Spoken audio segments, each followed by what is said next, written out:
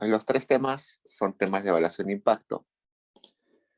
Cada uno de los tres se utiliza en diferentes contextos, aunque se pueden combinar en algunos casos. El tema de evaluación de impacto es un tema bastante amplio. Estos tres que vamos a hacer hoy día son solamente tres herramientas de una multitud de herramientas de evaluación de impacto. Así que, bueno, al menos son las más introductorias y las más intuitivas. Queremos hoy día que sepan, aprendan un poquito de cómo implementarlas. Entonces, antes de pasar al do file, bueno, pueden estar descargando las bases de datos en Paideia. Hay 3 bases de datos en Paideia. Mientras voy hablando, pueden estar descargándola, porque una de ellas creo que pesa un poquito. Y les voy a explicar un poquito para qué sirven cada uno de estas herramientas. Entonces, el Propensity Score Matching es una forma de hacer emparejamiento. El tema completo se llamaría emparejamiento, que es en inglés matching, ¿no? Y una de las formas de hacer emparejamiento es Propensity Score Matching. Hay otras formas como Entropy Balancing. Hay otros como, por ejemplo, emparejamiento con Machine Learning. Y otros, una multitud. Ahora, con los avances matemáticos, hay métodos de emparejamiento sumamente complejos. Pero el básico y el más intuitivo y el que se utiliza más es Propensity Score Matching. ¿Por qué es el más intuitivo? Bueno, vamos a verlo con Stata, que se puede hacer paso a paso y tiene una lógica detrás. Cuando utilizamos Entropy Balancing y Machine Learning y otros más, ya como se vuelve un poco etéreo la interpretación. Es como meter datos a tu computadora, decirle aplica Entropy Balancing, pero uno no sabe lo que pasa en el medio. Entonces, por eso es que son un poquito, aunque son avanzados, son más difíciles de interpretar. Y el Propensity Score Matching, bueno, empezamos primero por emparejamiento. ¿Qué quiere decir emparejamiento? Cuando nosotros tenemos un programa social, sabemos que hay una población general donde la población tiene características, cada puntito es una persona, ¿no? Y el programa social solamente se aplica a un grupo de personas, a este circulito. Usualmente los programas sociales se asignan a personas no aleatoriamente.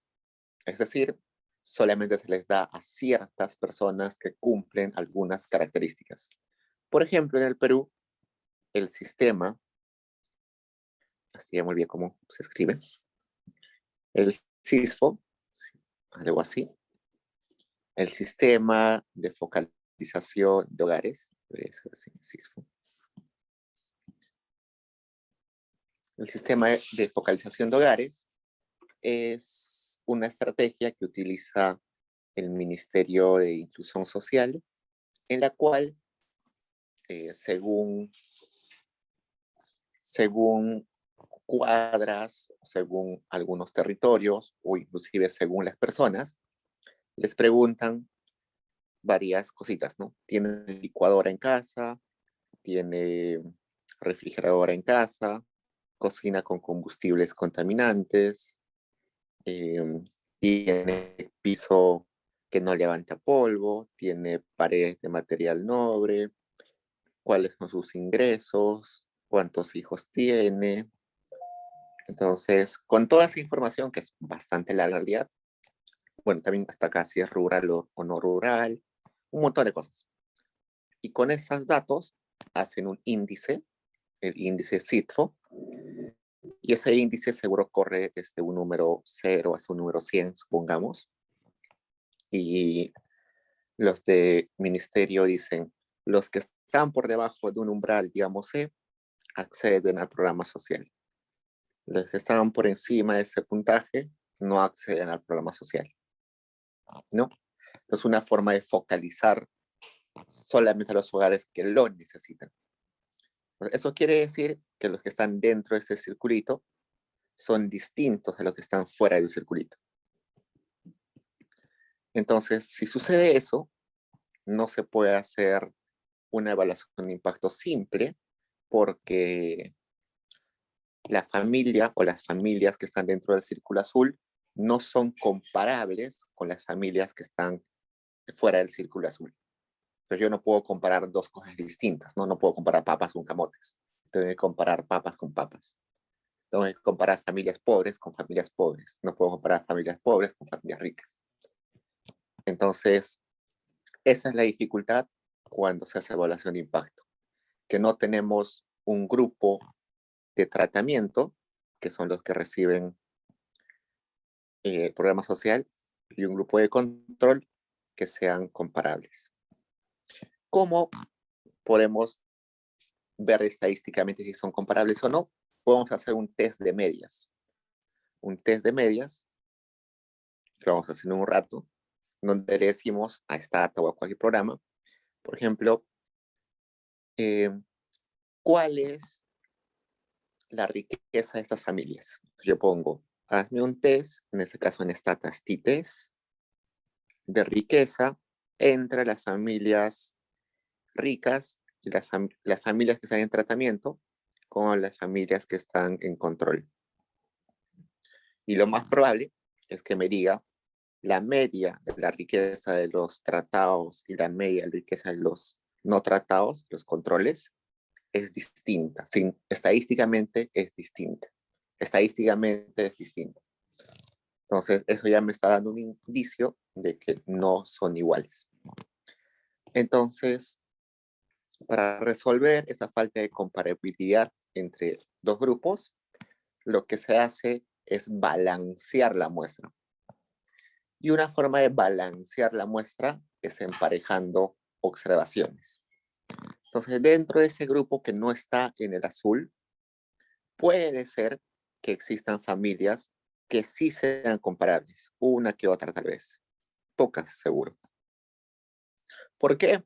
Porque quizás esas familias pueden recibir el programa social, pero por alguna razón no lo reciben. No sé, supongamos que se le olvidó inscribirse al programa, pero siguen siendo igual de pobres de los que están dentro del programa. O no sé, justo ese día se enfermó la familia y no accedió al programa.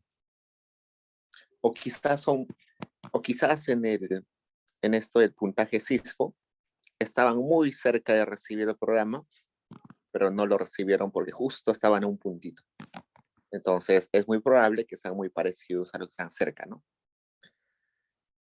Entonces, hay mil razones para que personas que podrían acceder al programa no acceden.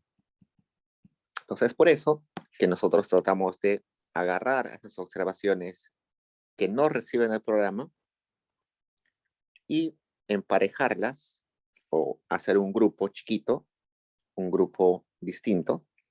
Vamos a poner acá estos de los tratados.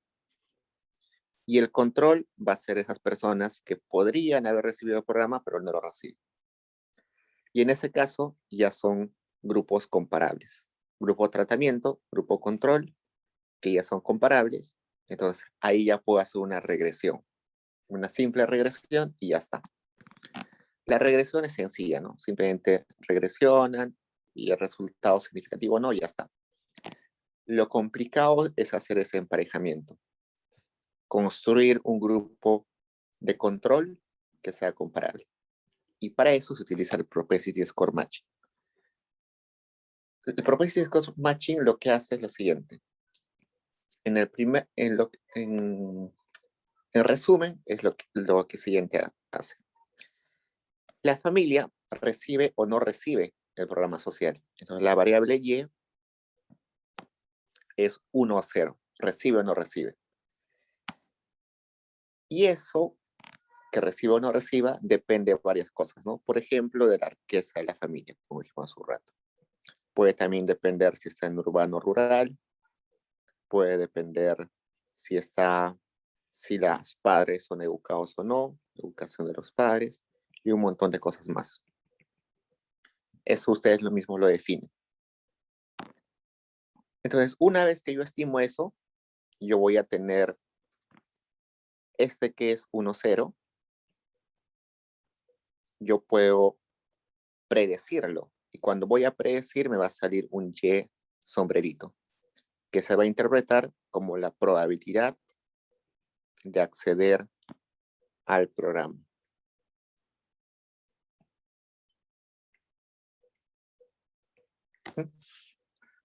Entonces, va a haber una probabilidad de acceder al programa de los tratados y de los no tratados.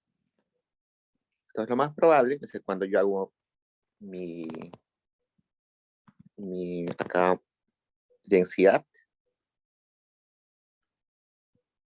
este seguro va a ser mi densidad de los que no reciben el programa. ¿Por qué? Porque esta parte está hacia ese lado, hacia la izquierda. Y así seguro va a ser de los que sí reciben. Suponiendo que esto va de 0 a 1.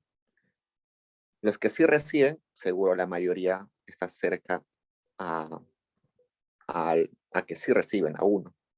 Y los que no reciben, seguro están cercanos a 0. Pero como se dan cuenta, hay personas por acá que sí podrían recibir, pero no reciben. Entonces, para hacer comparable esto, lo primero que se hace es ver el soporte común. Este número mínimo de la distribución se coloca acá. Este número máximo de la distribución se pone acá. Y los que no estén en ese rango se eliminan. Todo esto se elimina, todo esto se elimina. Solamente nos quedamos con esto que se llama el soporte común. Y dentro de ese soporte común hay un montón de personas tratadas y no tratadas. Entonces, por ejemplo, yo puedo decir, hazme el emparejamiento, hazme el matching con el vecino más cercano. Entonces, seguro por acá hay uno que sí recibió y va a hacer matching con uno azul que está muy cerca, con el más cercano. Entonces, vamos a comparar a los dos. Igualito acá puede haber uno que no recibió y uno que sí recibió y están muy cerca. Entonces, los voy a comparar a ellos dos. Esa es la forma más sencilla, emparejar con uno. Pero también puede suceder que yo empareje con más personas, sobre todo cuando las muestras son chiquitas. Entonces yo tengo, por ejemplo, uno que recibió por acá y tengo unos 5 que no recibieron por acá. Entonces voy a emparejar a ese 1 con esos 5. Eso ya es cuestión de elección del investigador, con cuántos va a emparejar. Vamos a verlo eso en un rato. Una vez que se empareja, recién se puede hacer una regresión. Y la regresión nos va a decir cuál es el impacto del programa social. Ahora vayamos a explicar la intuición detrás de... Bueno, ¿tienen preguntas de esto de emparejamiento, chicos?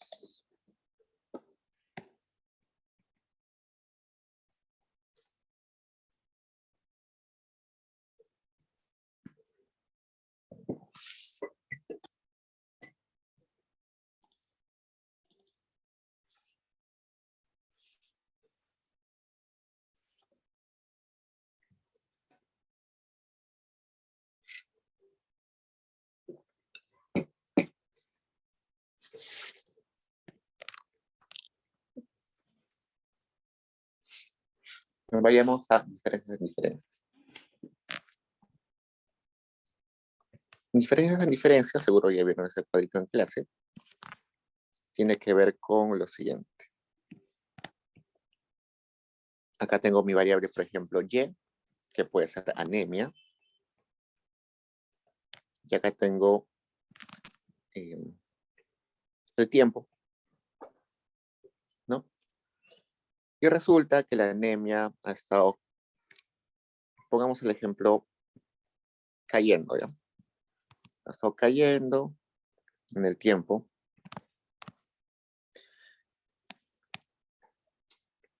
Antes de eso hagamos esto. Hay una intervención de la anemia que sucede en este periodo.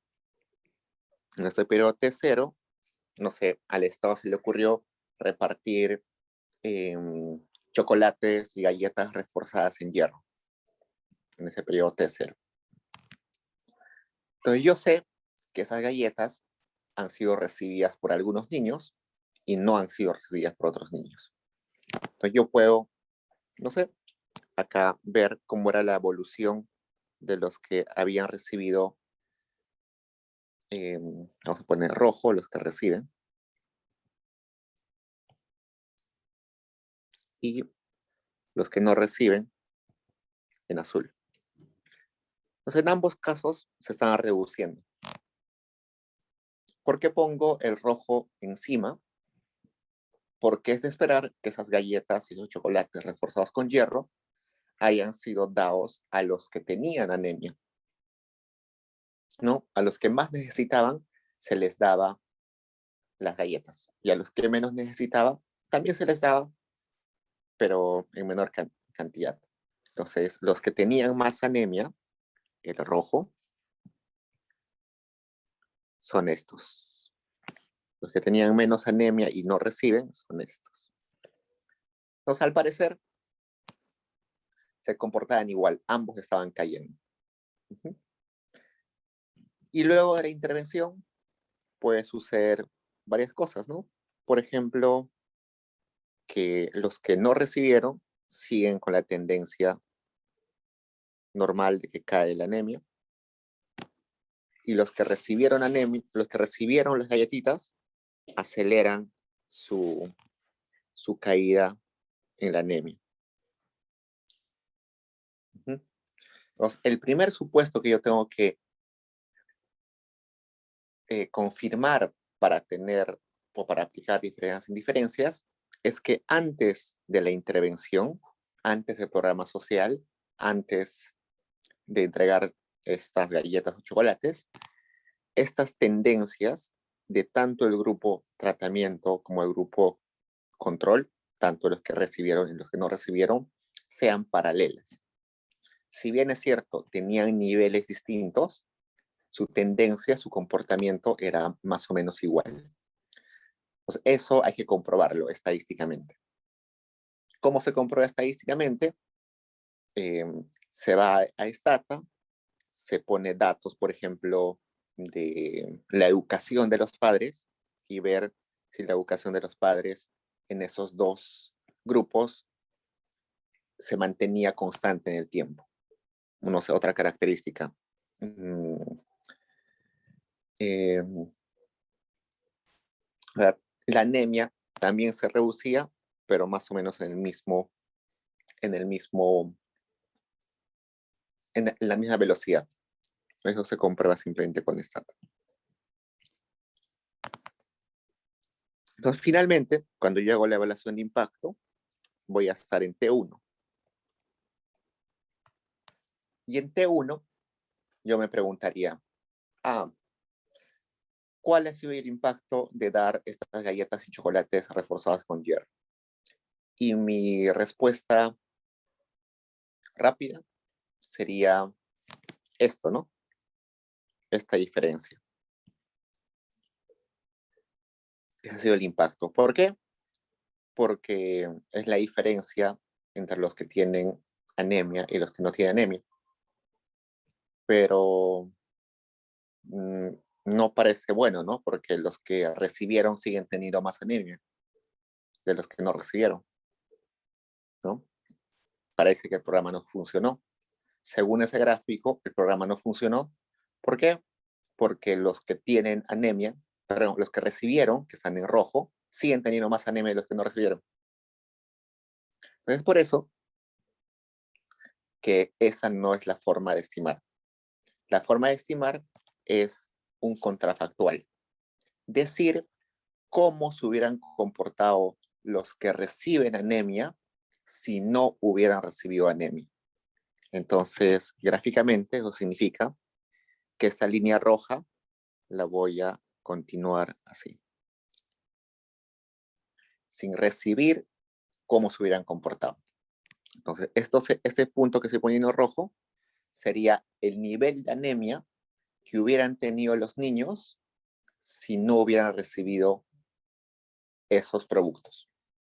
Entonces, recién ahí puedo comparar dos puntos. Este punto A y este punto B. Ese punto B es el lugar donde el nivel de anemia, si no hubieran recibido nuestros productos, y el A es la anemia cuando recibieron los productos. Entonces el impacto real es este A, esta diferencia de A y B. Ese sería el impacto.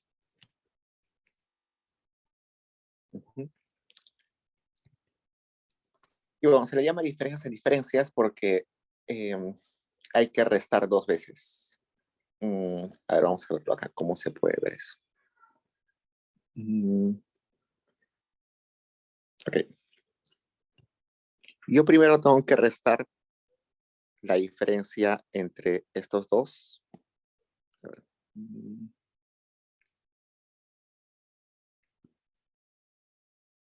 Okay.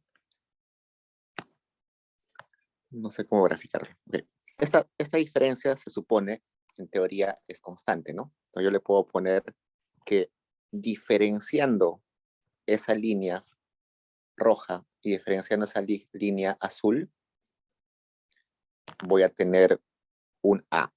Eso es como una diferencia. A esa diferencia le tengo que restar esta diferencia que voy a poner en verde, ¿no? Entonces, esa diferencia A con esa diferencia B minúscula va a terminar siendo el impacto.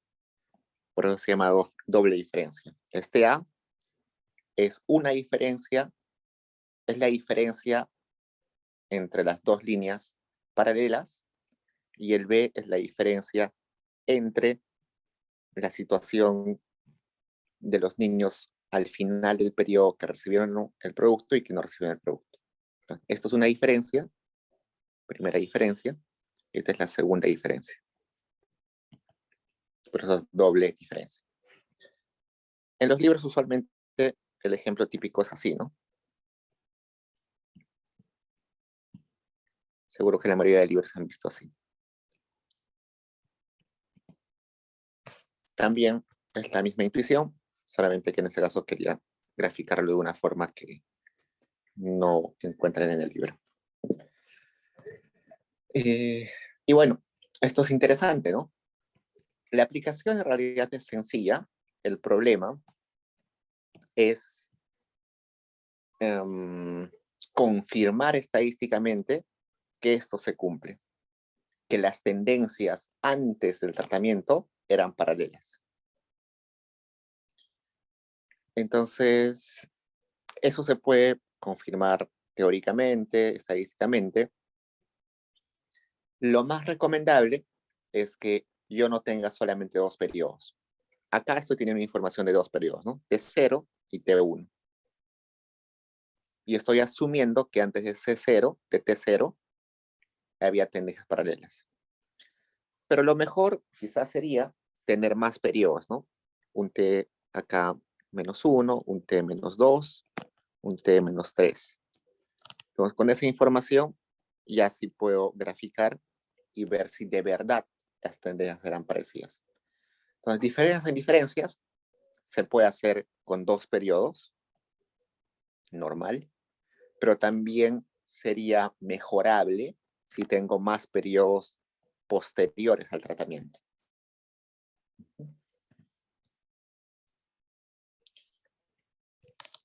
En regresiones esto se ve de la siguiente forma.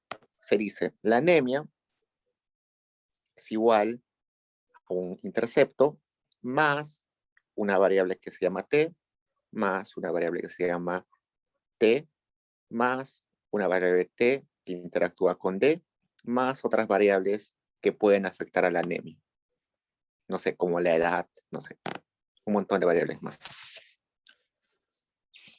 Este T se está refiriendo al efecto de este A.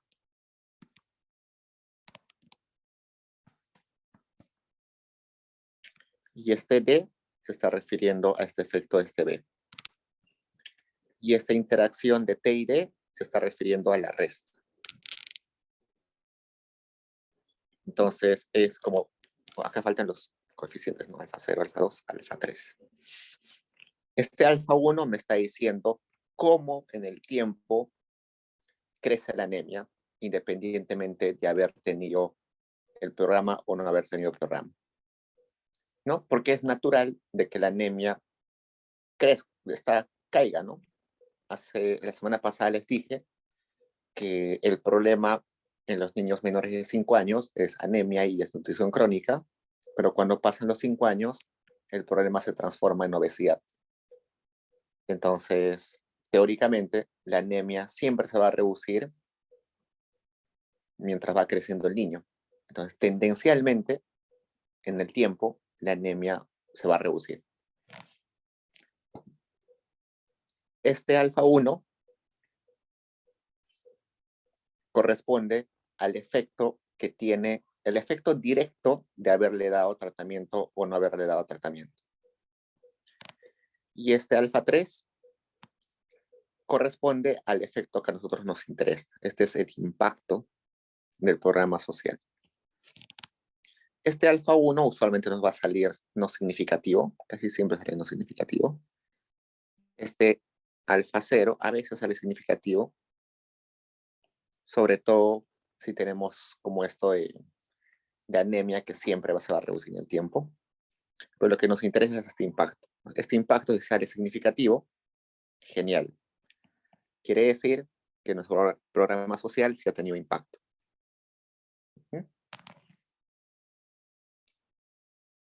Bueno, eso sería diferencias en diferencias. Lo que está de moda últimamente es combinar propensity score matching con emparejamiento. No va a entrar en el curso, pero pueden averiguar. Eso es lo que está de moda ahora. Combinar ambos efectos. Ahora vayamos al último, que son regresiones discontinuas. ¿Tienen preguntas ahí, chicos? Supongo que esto ya han visto en clase, solamente quiero repasarlo para que cuando hagamos el stata lo hagamos sumamente rápido sin tener que explicar por qué hacemos tales pasos. Entonces, la regresión discontinua en realidad es una herramienta muy sencilla, pero el problema es encontrar un caso donde aplicarlo. Hay muy pocos casos en realidad para aplicar regresión discontinua. Es muy difícil. Si ustedes encuentran un caso para hacer regresión discontinua, no duden en hacer su tesis sobre ese caso con regresión discontinua. Porque es muy, muy bien visto, muy bien fácil de estimar y los resultados son bien robustos.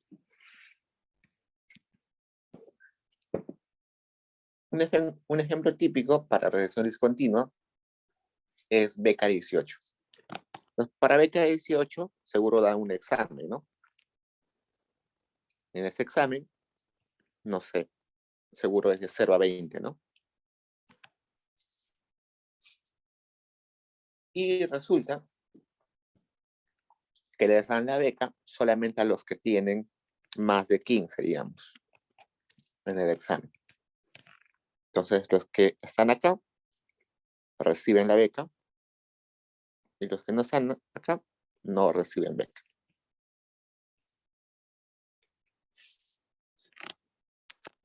Yo me puedo preguntar, ¿cuál es el impacto en los ingresos salariales por haber accedido a beca 18? O puedo preguntarme, ¿cuál es el impacto en lo que sea, ¿no?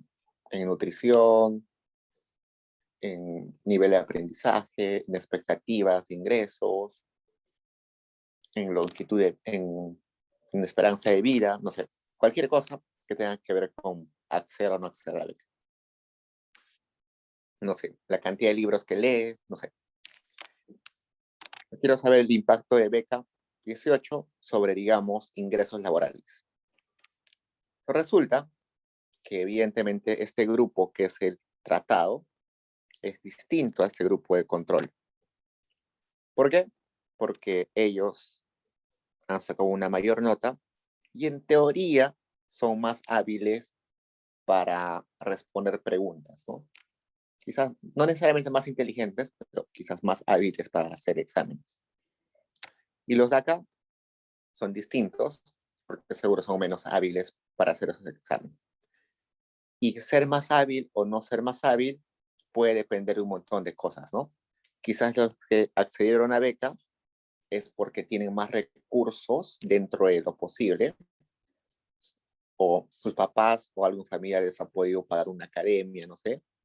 Y los que no han recibido beca, quizás no han podido acceder a un reforzamiento privado, ¿no? Entonces hay como que se puede buscar un montón de explicaciones de por qué son distintos o no son distintos. O quizás los que recibieron beca es porque viven en la zona urbana, entonces están más informados, sus colegios los han formado bien.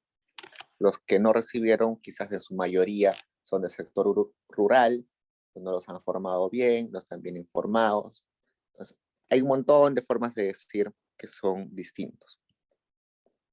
Pero a pesar de que son distintos, los que están en esta parte, lo que voy a poner en verde, los que están alrededor de ese punto de corte, que es 15, no deberían ser muy distintos, ¿no? Porque alguien que sacó 14.90 y alguien que sacó 15.1, en teoría no hay nada de distinto entre ellos. Tienen la misma capacidad, simplemente ha sido fortuito, un error simple que ha hecho de que uno acceda a la beca y otro no acceda a la beca. Entonces, esa discontinuidad en asignar el tratamiento mediante una regla así estricta en un punto de corte, da la posibilidad de utilizar a estos que están alrededor de ese punto de corte. Entonces, este grupo que pongo en verde, que serían los que sí son tratados, y eso los que no son tratados y que están cerca del punto de corte, sí serían comparables. No hay nada que argumente que sean distintos. Han sacado notas muy similares. Entonces, eso es lo que aprovecha regresión discontinua.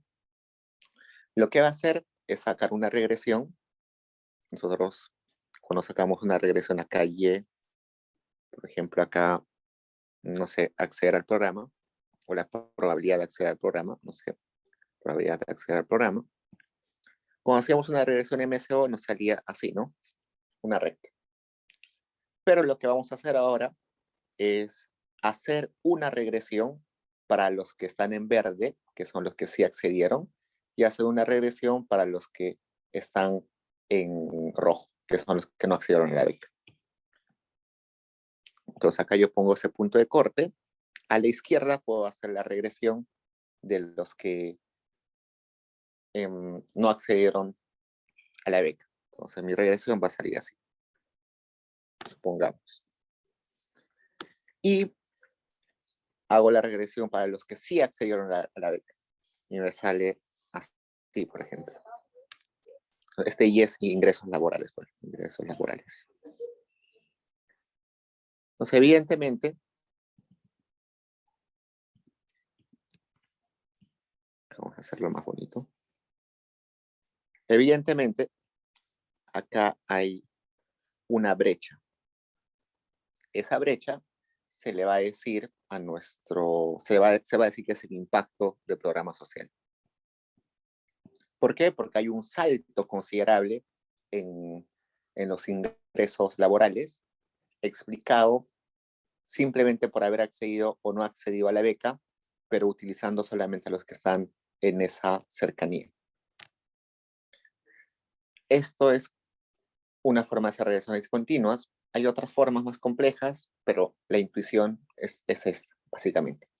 Si a mí me sale, por ejemplo, que haga la regresión así, y me sale la regresión para los que no accedieron beca así, y luego me sale la regresión para los que no accedieron a beca 18 así, eso quiere decir que no ha habido impacto, no hubo impacto, porque tienen el mismo intercepto acá. Entonces, eso es lo que vamos a ver ahorita. Preguntas hasta ahí, chicos, para si lo podemos aplicar en esto. Entonces, como se dan cuenta, esto de regresiones discontinuas son casos raros. Asignaciones donde hay un corte donde te asigno y después no te asigno. Yo, Y son difíciles de encontrar. Dime. y el cambio de tendencia que mostraste antes no te diría Ajá. nada. Ya, eso sí te diría algo. Vamos a copiar acá. Te estaría dando alguna característica intrínseca de esa población. Por ejemplo, si acá son salarios, me puede estar diciendo, vamos a poner acá, para leer la regresión discontinua en impacto, no es necesario ver las tendencias o la pendiente, pero sí le podemos dar alguna interpretación. Entonces, por ejemplo, esa parte que es creciente, yo puedo decir que es creciente porque como recibieron beca, in, intrínsecamente ya eran más hábiles. Entonces, con beca o sin beca, igual hubieran recibido salarios crecientes. Y acá puedo decir que estos, como no eran más hábiles desde el inicio, porque el examen de la beca es el inicio, van a tener ingresos eh, decrecientes, ¿no? Como desde el inicio no eran hábiles, entonces van a tener ingresos que van a tener pendiente negativa. Cada vez van a ser van a tener ingresos cada vez más bajos. Recuerden que este eje que está echado es la probabilidad de acceder al programa social. Entonces, en este caso sería al revés, ¿no? La probabilidad de no acceder al programa social. No. No, sí es el programa social.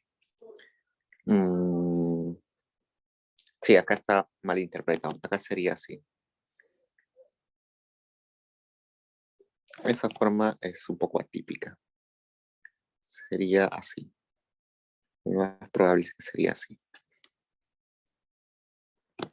Entonces, este rojo, olviden lo que les dije hace un rato, este rojo sería los que tienen menos probabilidad de acceder al programa social, ¿no? Entonces, se refiere a estos. Aún así está mal eso.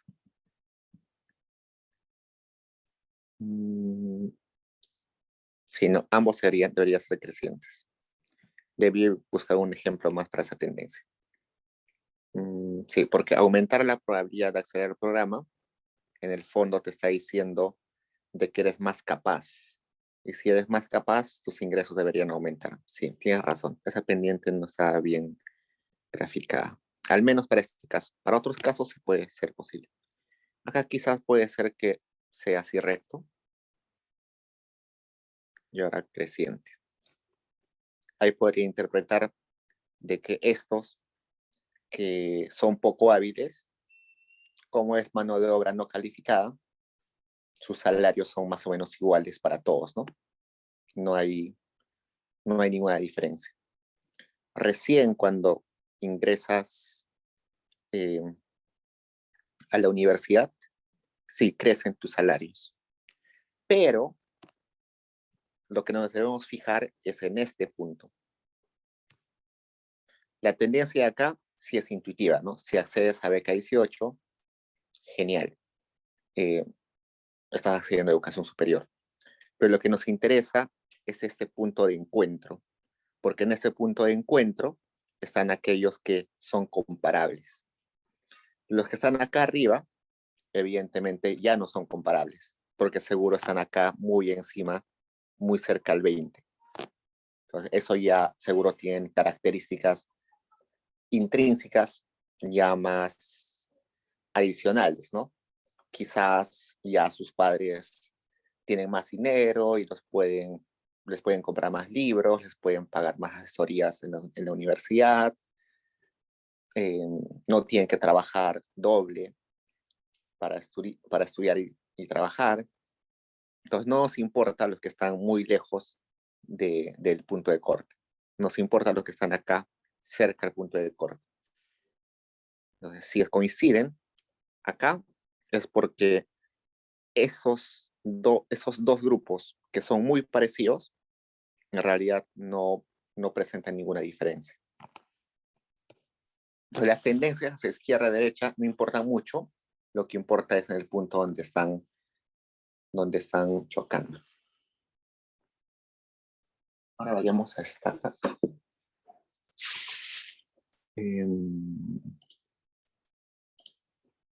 Creo que el do file también lo he colgado. El do-file no existe en Paideia. No lo ubico. A ver, vamos a ver. Ahí. Bueno, como se dan cuenta, son 3 temas gigantes. Propensity, diferencias y regresión discontinua son temas enormes. Así que vamos a hacer ejemplos simples nomás. Pero la idea es de que sepan que existen y que se pueden aplicar para que luego, si en su tesis o algún trabajo de investigación lo quieren hacer, ya tengan al menos el indicio de cómo se aplica. ¿Por qué el profesor ha puesto esto acá? Esto es una foto de San Marcos. Ya, bajemos. Sí, está oculto. Ya, ahora sí pueden abrir el DoFile. Hay 3 bases de datos, una base de datos para cada uno de nuestros problemas.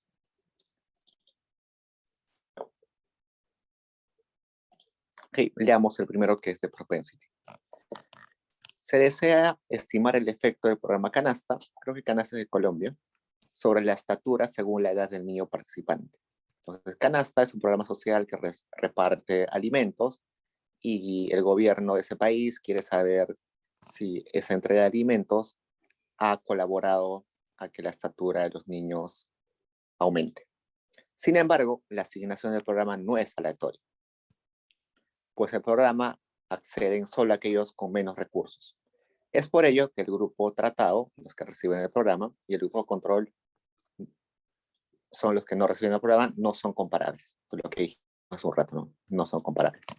En ese sentido, los investigadores tienen diferentes herramientas para balancear la muestra, ¿no? Hemos visto que existe emparejamiento por Machine Learning, Entropy Balancing, hay un Propensity Score mejorado. Hugo Ñopo tiene un paper interesante donde él muestra una forma de hacer emparejamiento. Entonces, pero en ese caso nos dice que utilicemos el Propensity Score Matching. En la base de datos emparejamiento base, encontrará información de una muestra de 4.000 niños. Entre tratados y no tratados, se le pide implementar el Propensity Score Matching siguiendo los siguientes pasos. Le vayamos paso a paso. Abrimos el DoFile. Saben que deben cambiar. Yo, por ejemplo, mi base de datos está en esta dirección, que es user Diego, acá. User Diego de 2001, jefatura de prácticas de econometría, PD8, y dentro de eso está esta base de emparejamiento base. Depende de donde ustedes hayan guardado, ponen ahí la dirección. Vamos a abrir.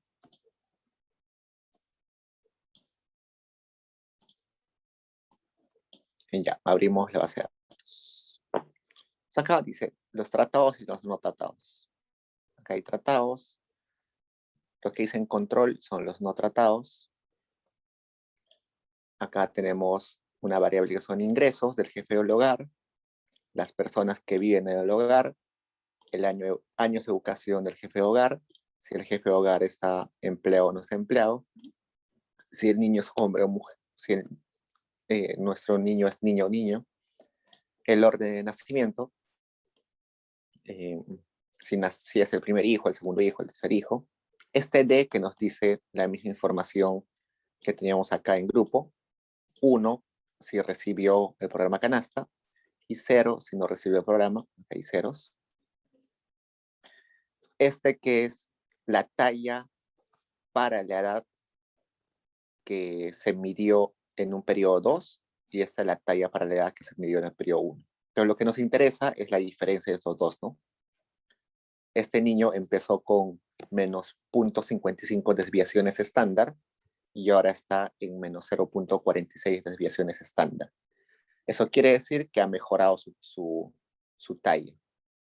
Entonces, esto es simplemente, cuando hablo de desviaciones estándar, lo único que está haciendo es estandarizar la talla, ¿no? Ustedes recuerdan que la estandarización Z es igual al X menos el esperado de X entre la desviación de X, ¿no? Es una forma de estandarizar. Si ese numerito es 0, quiere decir que el niño está exactamente en la talla para su edad. Si está en negativo, quiere decir que está por debajo de su talla para la edad. Mientras más negativo es que está más chiquito o más alejado de su talla para la edad. Si es positivo, quiere decir que está por encima de la talla para su edad. Es más grande para su edad.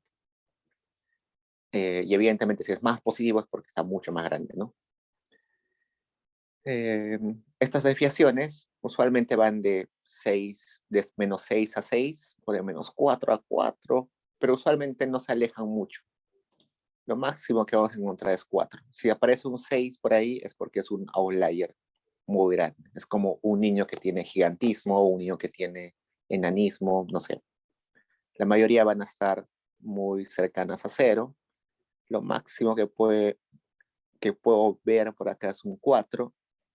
Si aparece un 6 ya es un caso extremo. Entonces, lo que nos interesa es cómo cambió su talla, ¿no? Entonces acá vamos a restar este menos este. Esa va a ser nuestra variable de interés. Queremos ver cómo ha impactado. Este no nos interesa, simplemente si tiene desnutrición crónica o no.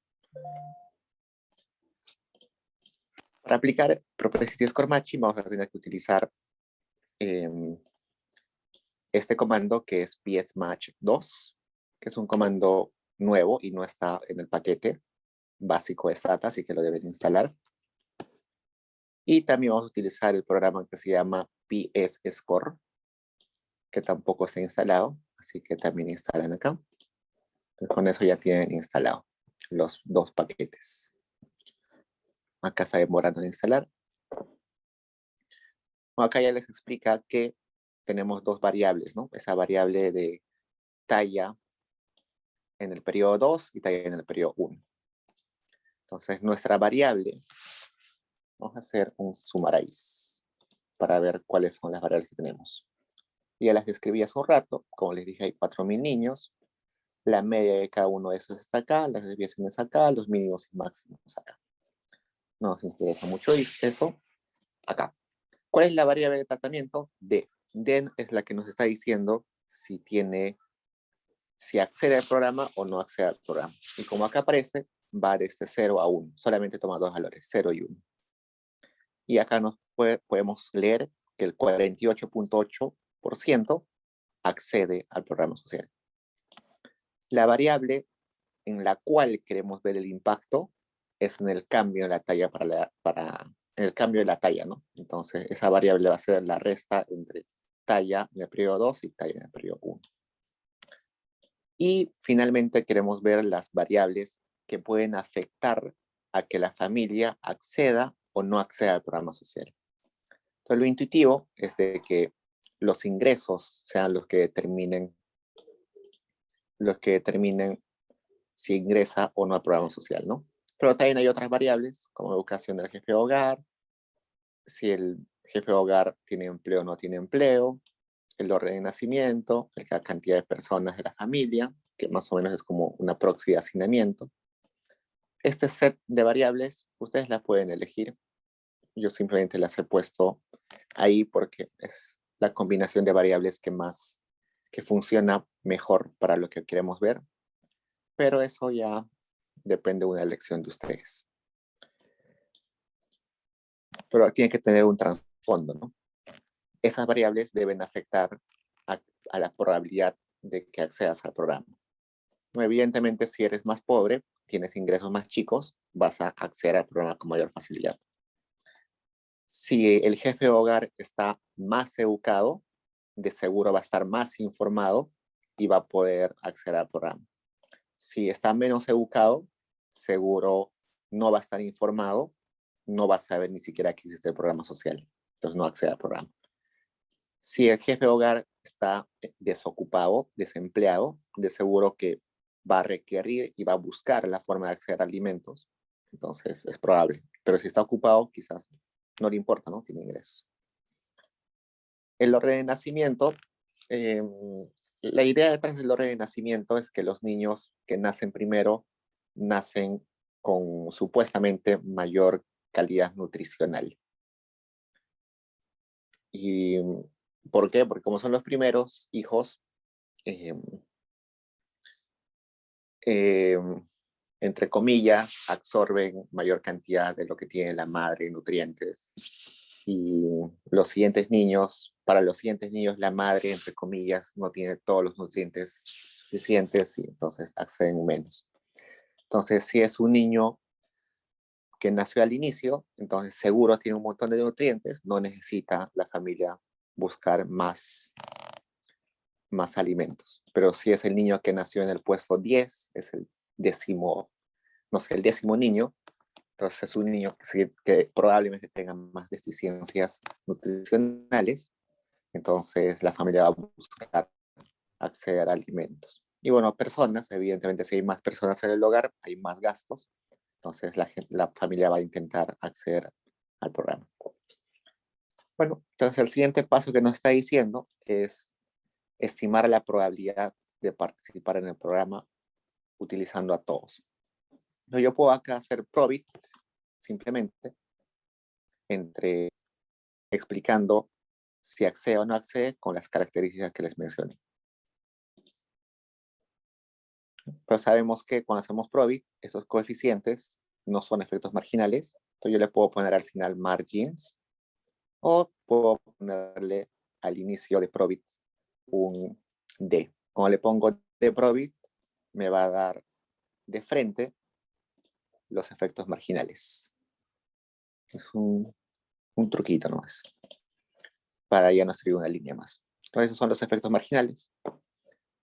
Por ejemplo, acá. Que el padre esté ocupado aumenta la probabilidad de acceder al programa social. Medio raro, ¿no? Pero bueno. Los ingresos, si son más, si tiene más ingresos, tiene más probabilidad de acceder al programa social. Un poco raro, ¿no? Pero bueno, es un ejemplo, no se preocupen por eso.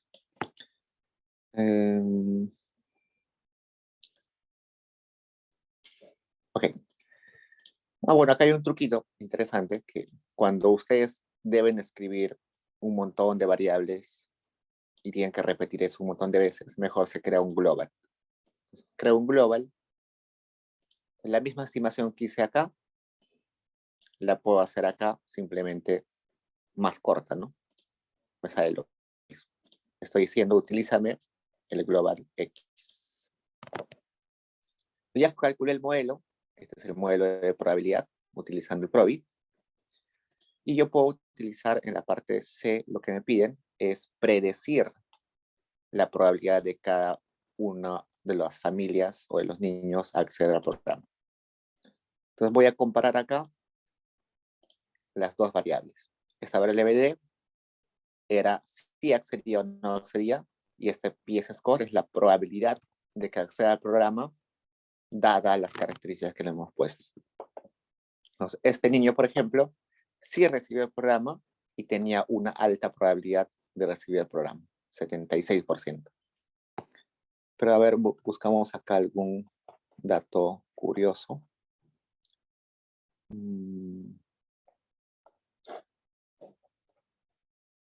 Por ejemplo, acá.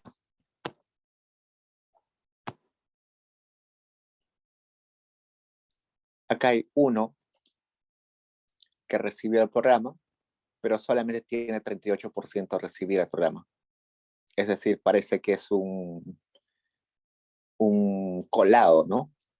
En teoría no debería recibir el programa porque tiene muy poca probabilidad, pero al final recibe, parece un colado, ¿no? Se está aprovechando. Y también podemos ver acá, a ver, vamos a ver uno acá.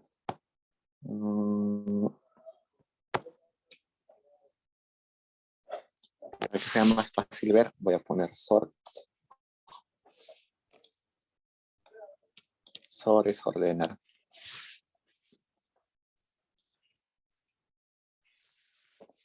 Acá está normal, ¿no? No accede al programa y tiene muy poca probabilidad de acceder, entonces está bien. Pero vamos a encontrar por acá seguro.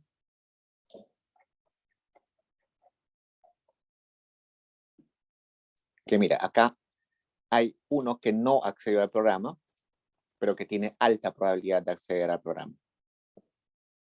Entonces, ese puede ser alguien que es pobre, pero no se enteró de que había el programa social y por eso no accedió. O ese día que tenía que inscribirse al programa social, no se inscribió. Y acá el caso contrario, ¿no? Alguien que tiene poca probabilidad de acceder al programa, accede al programa. Es como un colado que se está aprovechando. Y acá, bueno, lo normal, ¿no? Alta probabilidad de acceder al programa y acceder al programa. Pues, ¿para qué nos sirve estimar esta probabilidad de acceder al programa? Para lo siguiente. Yo voy a graficar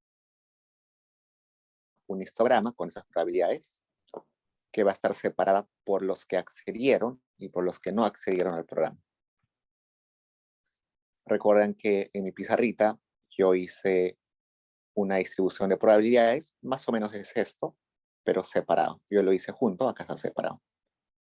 Entonces acá me da la frecuencia o la densidad con la cual de los que no acceden al programa y la probabilidad de 0 hasta 1, igualito para los que acceden al programa.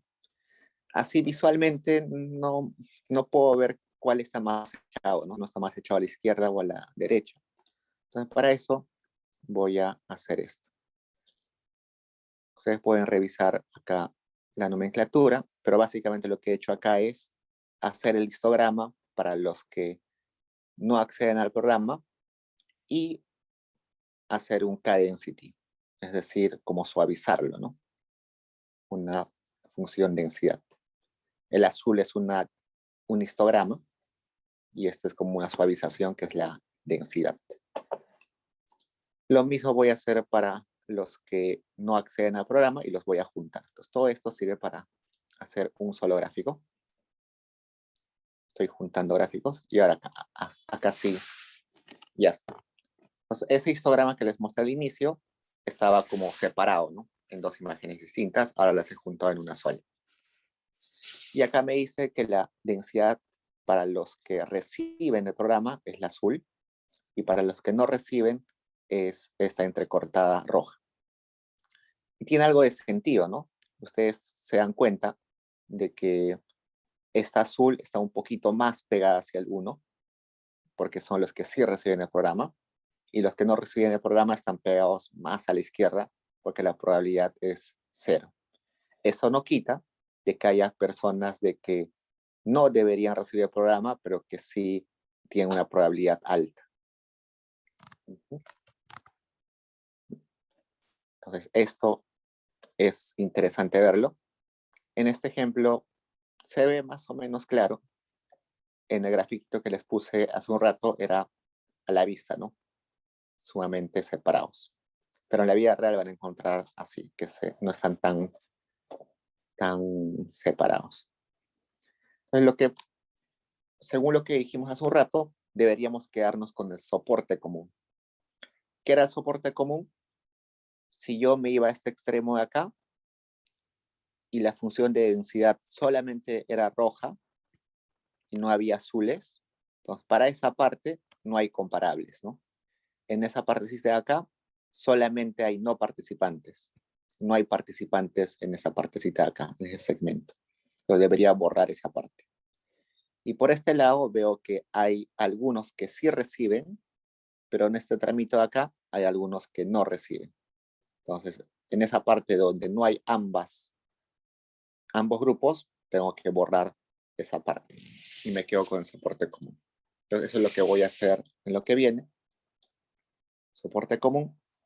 Simplemente le voy a decir acá a Stata, genérame esa variable, y esa variable quiero que me digas cuál es el máximo valor de esa distribución que era la azulita, perdón, la roja.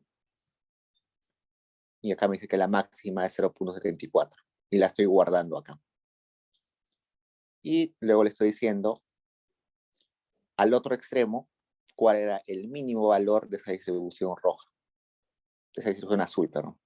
Y me dice que la mínima era 0.25 y acá le estoy guardando. Y acá le estoy diciendo que en las observaciones donde encuentre esos lugares donde no hay comparables, los ponga missing. Que en otras palabras es como borrarlos, ¿no?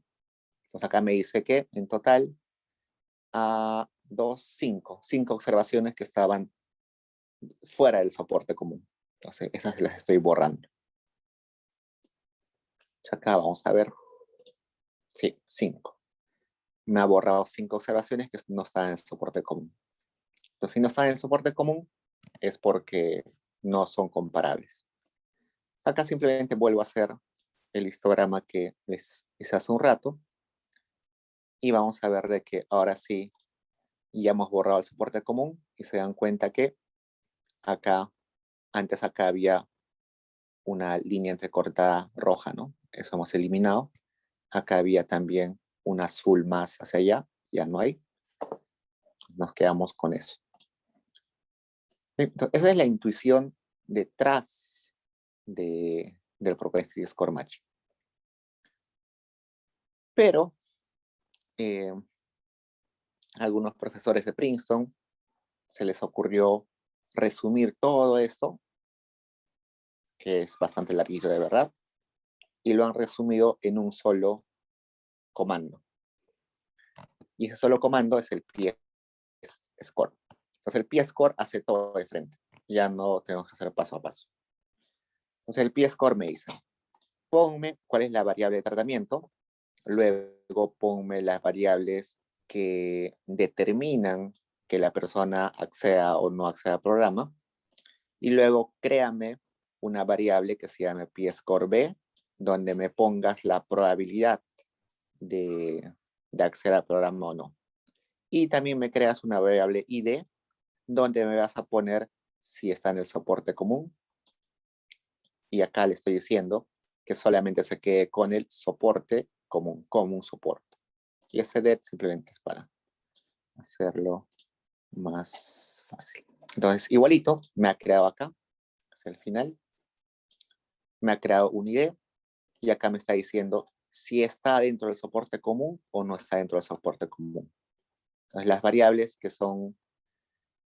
acá están en missing es porque no está en soporte común, ¿no? Entonces las está borrando acá poniéndoles missing. Y esta es la probabilidad de acceder al programa, que básicamente debería ser muy similar a este.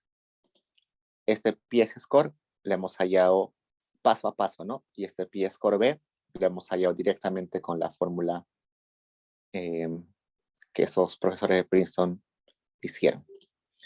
Si se dan cuenta, hay un poquito de diferencia, 26, 10, 71, 26, 10, 70, 05, y eso es porque hemos utilizado acá Probit y los de Princeton han utilizado el Logit. Entonces, pero básicamente es lo mismo. Entonces, esa es una forma más rápida de hacerlo. Entonces, con eso ya tengo a cada observación con su probabilidad de acceder al programa, ya sé cuál es el soporte común, entonces fácil, interesante.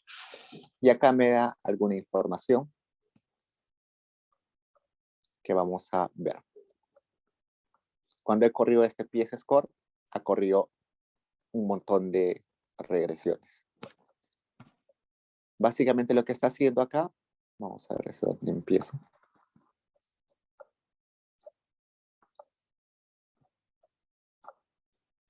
Está haciendo por bloques esto, pero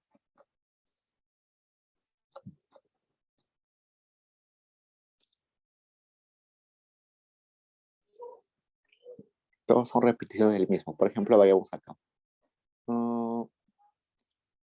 Ya lo que está haciendo en estos casos es lo siguiente. Dentro de esas variables de control, nosotros hemos determinado, por ejemplo, educación o ingresos de la familia, ¿no? Entonces, para no leer todo eso, lo voy a hacer acá. Fácil. Ya. Lo que básicamente en todo lo que ha hecho eso es esto. T-test, que es hacer un test de medias de una de esas variables que es ingresos, por ejemplo. ¿Dónde está ingresos? Ingresos. Que le voy a poner by D. Es decir, estoy comparando los ingresos promedios entre los que reciben, los que no reciben y los que sí reciben el programa social. Acá me dice, los que no reciben el programa social tienen en promedio un ingreso de 69 y los que reciben uno de 76. Entonces, parece que no son comparables, ¿no? Porque los que son de un grupo tienen otro grupo, otra cantidad de ingresos. Entonces acá me va a decir la diferencia de esas dos medias es esta, y me va a decir acá si es significativa o no significativa. Y acá me aparece 0,0. Entonces, esto sería que son distintas. Esto es mayor. La probabilidad me está diciendo al fin y al cabo de que son distintas. Entonces, no son comparables. Los dos grupos en ingresos no son comparables. Y eso lo está haciendo para cada una de las variables que he puesto. Para ingreso, para orden de nacimiento, para todos. Por eso es que hay un montón de t-tests acá. Y al final lo que me da es, vamos a ver, esta tablita es la tablita que me está diciendo cómo la cantidad de personas o de observaciones que ha logrado salvar, cuáles son tratados, cuáles no son tratados, la probabilidad más o menos que tienen, lo que tiene una baja probabilidad y lo que tiene una alta probabilidad. Eso es sencillo, muy fácil. Pero ahora viene lo interesante, emparejar, hacer el matching. Como les dije hace un rato, el matching se puede hacer de diferentes formas. La más simple es hacer matching de un tratado con un vecino que es control. Se puede utilizar más vecinos. Puedo decirle, utiliza los 5 vecinos más cercanos, los 10 vecinos más cercanos. Pero también le puedo decir, utiliza a todos aquellos que estén en un radio de 5 o un radio de 10. O también le puedo decir, utiliza un método kernel, que es como hacer una ventana de valores y hazme match con todos esos. Eso ya son sofisticaciones que pueden más o menos averiguar, pero los más conocidos son con vecinos. Entonces, lo que me está pidiendo acá es simplemente que ponga una semilla, set, es una semilla, para que Stata no se bloquee haciendo un montón de interacciones. Usualmente cuando le dices haz matching con 50, digamos, vecinos, entonces va a hacer un montón de interacciones. Entonces, eso demora y Stata se va a bloquear en un momento, se puede colgar. Por eso que le ponemos una semilla. Entonces, la forma de hacer matching con un solo vecino es esta. Utilizamos el comando que instalamos, psmatch2, la variable de tratamiento, las variables que afectan a la probabilidad de tener tratamiento, y mi variable de interés, que le voy a poner hatch2. Y acá le pongo número de vecinos 1, y acá le estoy diciendo simplemente quédate con mi soporte común. Corro eso, y lo que está haciendo es varias cositas al mismo tiempo. Vamos a poner acá. cualquier error para ver dónde empieza. Lo que está haciendo es lo que hicimos antes. Está haciendo un probit. Con ese probit está... Vamos a ampliar esto. Con ese probit está sacando la probabilidad predicha. Acá me está diciendo los que han hecho match, la cantidad de... Bueno, el promedio de los que han hecho match. En el tratamiento, por ejemplo, la media de esta variable es esta y la media de los controles es esta. La diferencia es esta, la desviación estándar es esta y el t-test es 9.84. O sea, al parecer sí son distintos, ¿no? Parece que la talla para la edad en el periodo 2 es bastante distinta entre tratados y controles. Y acá me está diciendo un resumen de lo que hizo. El soporte común está compuesto por todos estos, 2048 no tratados y 1950 tratados. Y los que no están en soporte son 2.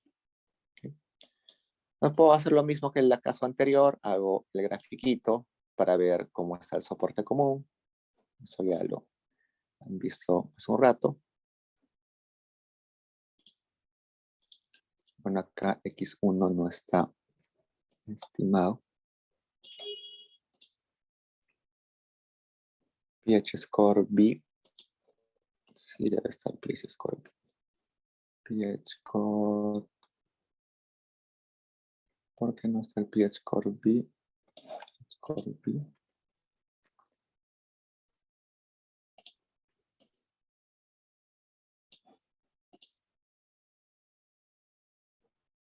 A ver. Density if de 1 support X already defined. Entonces tengo que hacer un drop acá. Drop. De vuelta.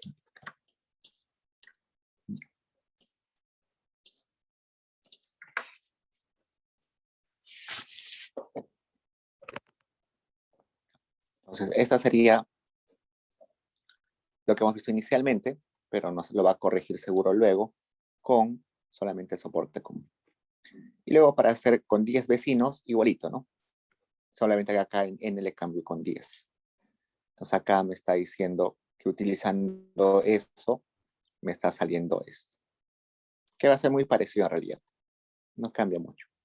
Pero pueden utilizar lo que quieran, ¿no? Si quieren pongan 100 vecinos más cercanos. Va a demorar más, pero igual lo va a hacer. Y eso ya depende de ustedes. Elegir qué cantidad de vecinos utilizan. Hay otras formas, no solamente con vecinos cercanos, sino también con radios, con kernel, ya son más avanzados. Y finalmente me está pidiendo que haya el impacto, ¿no? Entonces yo les dije hace un rato que la variable de interés era la diferencia entre la talla para la edad en los dos periodos, entonces genero esa variable, que es la diferencia entre talla en el periodo 2 y talla en el periodo 1. Ya está. Entonces lo único que me queda es aplicar mi pH match 2. Le estoy diciendo D es el tratamiento, estos son los controles, y quiero que me estimes el impacto en esa variable delta H con un solo vecino y solamente utilizando el soporte común. Entonces acá, este efecto, el ATT, que es el Average Treatment, ya me olvidé, Average Treatment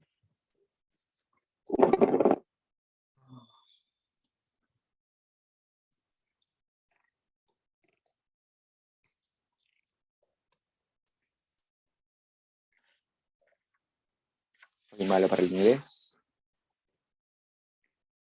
Average Treatment Effect on the Treated. Entonces, este sería el efecto promedio en los tratados y este sería el efecto total en toda la muestra. Y bueno, me sale que son significativos, ¿no? Entonces acá yo diría que gracias al programa social, los niños han aumentado su talla en 0.07 desviaciones estándar. Entonces ese es el efecto. Ojo que esto es average treatment in the treatment, o sea, efecto en los tratados, on the treated. Y este de acá es el efecto bruto en toda la muestra, considerando tratados y no tratados. Entonces acá me dice que es muy parecido, el efecto es 0.07 desviaciones estándar. ¿Y cuál es la diferencia? La diferencia es la siguiente. Este ATT me está diciendo cuánto ha cambiado la talla en los que han sido tratados. Y esto me está diciendo cuánto ha cambiado la talla tanto en tratados y en no tratados. Y ustedes se preguntarán, ¿por qué tengo los dos? Resulta que en algunos casos hay efectos de spillovers. Por ejemplo, puede ser que un niño reciba el programa canasta, pero le invita a su amiguito la mitad de sus alimentos. Entonces, sí, estás dando un efecto al niño que le diste, pero indirectamente le estás dando el efecto a otro niño. Entonces hay como un efecto de contagio. Por eso también es bueno saber el efecto en toda la población, porque puede haber eso de que hay contagio, como es el caso que le invita alimento a su amigo que no recibe el programa, o también puede haber lo contrario, ¿no? Que le des alimento a una familia, pero esa familia finalmente no lo consuma. Un ejemplo clarísimo es esto de los micronutrientes de hierro que se les da a los niños con anemia. Hay madres que desconfían de esto y en lugar de dárselo a sus hijos, se los dan a sus animales, a los chanchos, a las vacas. Por eso es bueno comparar ambos. En este caso son muy parecidos, entonces yo puedo sospechar de que no hay ninguno de esos efectos. No hay efecto de contagio y tampoco hay este efecto de que hay personas de que no utilizan el producto realmente y no hay quizás muchos colados tampoco que estén como malogrando el efecto en los tratados. Lo mismo puedo hacer con 10 vecinos más cercanos. Lo más probable es que me salga muy parecido, ¿no? 0.7353, 7353. Casi lo mismo, ¿no? No cambia nada. Quizás en alguna desviación va a cambiar algo y así. Bueno, acá, en esa desviación cambia algo, creo. Pero básicamente es lo mismo. Y eso a veces se hace para pruebas de robustez. Yo puedo hacer esto, pero de ahí utilizo más vecinos y digo, mira, mi efecto no cambia. Entonces, eso es como una prueba de robustez, ¿no?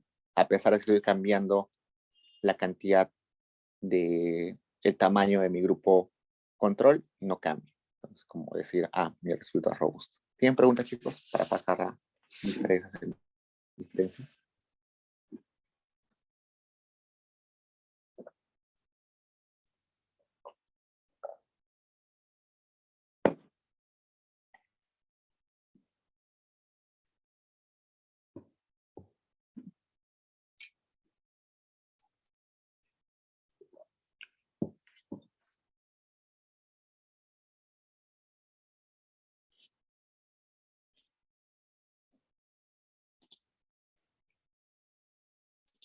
Bueno, pasemos a diferencias de diferencias. Okay, bueno, nos olvidamos del programa Canasta y ahora vamos al programa Progresa. Progresa es un programa mexicano que ha sido tomado por Perú y acá en Perú se llama Juntos. Entonces, Progresa empezó en México y nosotros copiamos el programa acá en Perú y le pusimos Juntos. Y es un programa de transferencias condicionadas. ¿Qué es un programa de transferencias condicionadas? Que yo le doy dinero a las familias a cambio de que hagan algo en su día a día. En el caso de Perú, se les da 200 soles bimensuales, es decir, 100 soles mensuales, a las familias con niños menores, con niños usualmente en la infancia, y se le dice a la madre, solamente vamos a dar el dinero si llevas a tu hijo a todos sus controles de crecimiento y si dejas que vaya al colegio todos los días. Si incumple, se te deja de dar la transferencia. Entonces, ese es el incentivo, por eso es condicionado. Veamos. Se provee una submuestra de la base de datos del programa de transferencias condicionadas mexicano, que está en la base de datos Panel Progresa versión 1. Esta se restringe a niños y jóvenes con el propósito de medir el efecto que tiene la transferencia sobre la tasa de asistencia. Entonces queremos ver si de verdad darle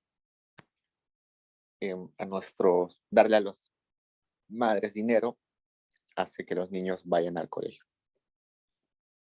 El programa comenzó a intervenir en junio del 98, levantó información previa a la intervención en el 97 y en el 98, y luego el programa levantó 3 veces información. Es decir, hay 5, a cada niño se lo observa 5 veces, 5 años distintos.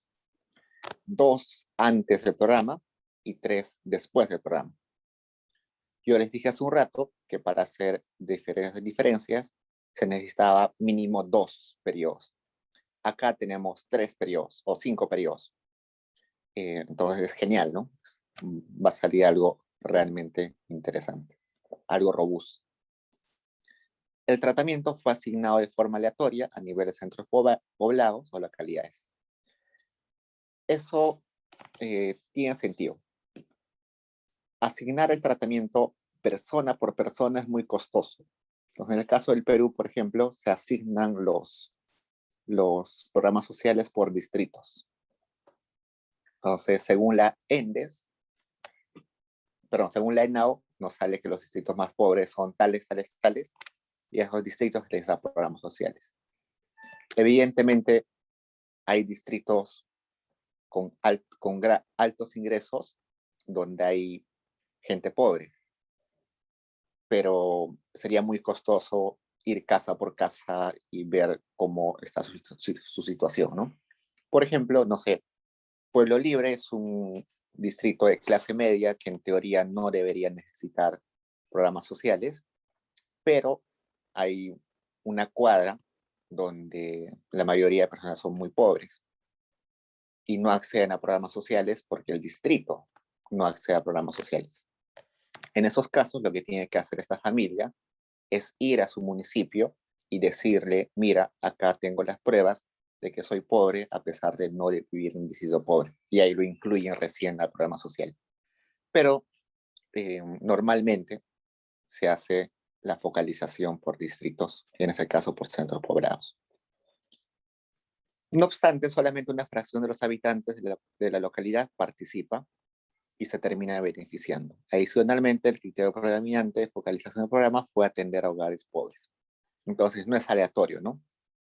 No hay aleatoriedad, por tanto, no se puede hacer simplemente un programa, una simple regresión, sino que hay que aplicar diferencias en diferencias. Entonces, cuando tenemos varios periodos de tiempo, lo interesante es hacer diferencias en diferencias.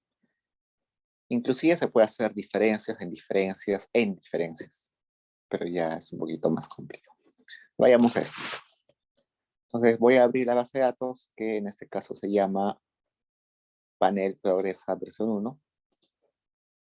Veo acá que hay 105.565 observaciones. Esto de folio es como que el encuestador o la cuadra donde estuvo. Esto es la clave de la familia como su indicador de la familia. Bueno, el nombre de donde estaba, Puebla, Veracruz. MP1, el municipio delegado, la localidad. Este ID es como el número de familia encuestada. Dentro de esa localidad, este es el número de familia encuestada. ¿En qué periodo se hizo la encuesta? Sabemos que hay 5 periodos, entonces cada niño ha sido visto 5 veces. La edad del niño, acá, si el niño ha recibido o no ha recibido el programa, si la familia es pobre, muy pobre o no pobre. Bueno, solamente hay pobre y no pobre. Este es el tamaño de la familia, años de educación del niño, si va al colegio o no va al colegio, es este, si no me recuerdo, actualmente el joven asiste a la escuela, años de educación del padre, educación de la madre, si el padre está presente o no está presente, madre presente o no presente, sexo del niño, si este breve school, si alguna vez fue a la escuela, calificación del modelo de pobreza en el 2003. Esto es como un indicador de focalización. Creo que no lo utilizamos, pero igual. Y si está en su nivel de pobreza, el YY, no lo vamos a utilizar. Y esto finalmente si participa efectivamente en el programa. Puede haber pobres que podrían acceder, pero no acceden, ¿no? Sí, con esa información vamos a... lo primero que vamos a hacer es generar un indicador para cada familia. Entonces, esto simplemente revísenlo. Como nosotros tenemos, nos está diciendo, cada familia se identifica según el folio donde ha sido encuestado, es decir, por el encuestador que ha sido encuestado. Es como, no, el encuestador tiene su código y el encuestador pone en su lista, número 1, familia tal, número 2, familia tal. Entonces, por eso, el encuestador, digamos 5, la primera familia que ha encuestado y en qué periodo la ha encuestado. Entonces, lo vamos a ordenar según eso y acá podemos ver, ¿no? Este encuestador ha encuestado a esta familia en estos periodos. Y bueno, vamos a hacer un indicador simplemente para que podamos tener ese ID, es el identificador de la familia. Simplemente para reconocer a las familias. En esta familia hay 5 observaciones porque se ha visto 5 veces. Como estamos en datos panel, donde una observación se ve varias veces, tengo que decirle, bueno, este string es para convertir ese numerito que vi hace un rato a número, antes estaba como letra, con ese número. Bueno, como es un datos panel, tengo que decirle a Stata, oye Stata, estamos trabajando con datos panel, no te olvides. Entonces acá me dice, ya me di cuenta, tienes 5 periodos, del periodo 1 hasta el periodo 0. Entonces, genial. Lo que voy a hacer en la parte B es cada uno de esos periodos, que acá aparece periodo 1, periodo 2, vamos a poner tab, periodo 5 periodos, y cada periodo está con un numerito, 1, 2, 3, 4. Pero voy a separarlos en varias variables. Entonces, chequen, mira acá. Voy a poner esta. Y lo que me está generando es una dummy para cada periodo. Entonces, al final, periodo 1, unos y ceros, periodo 2, unos y ceros. Finalmente me dice genera 3 variables. Entonces, las variables interesantes acá son el tiempo. El tiempo se está refiriendo a que si ese periodo observado es antes o después del tratamiento. Entonces va a generar una variable diciéndome que esta observación es antes de haber hecho el programa social. También antes, y estos 3 son después de aplicar el programa social. Recuerda, ¿no? Que había habido 2 levantamientos de información antes y 3 levantamientos de información después.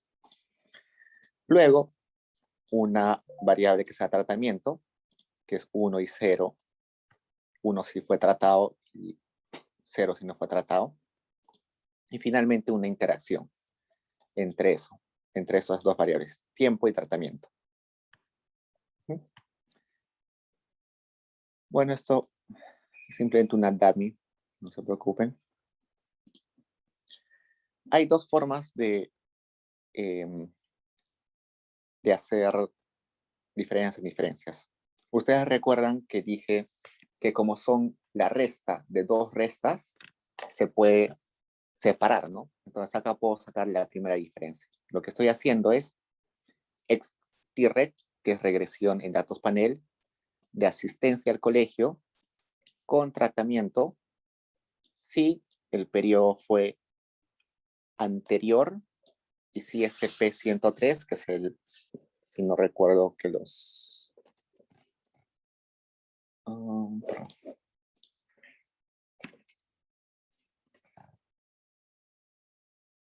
este P, no lo recuerdo qué es, porque lo puse. bueno, si era pobre en 1993. Entonces acá le estoy diciendo,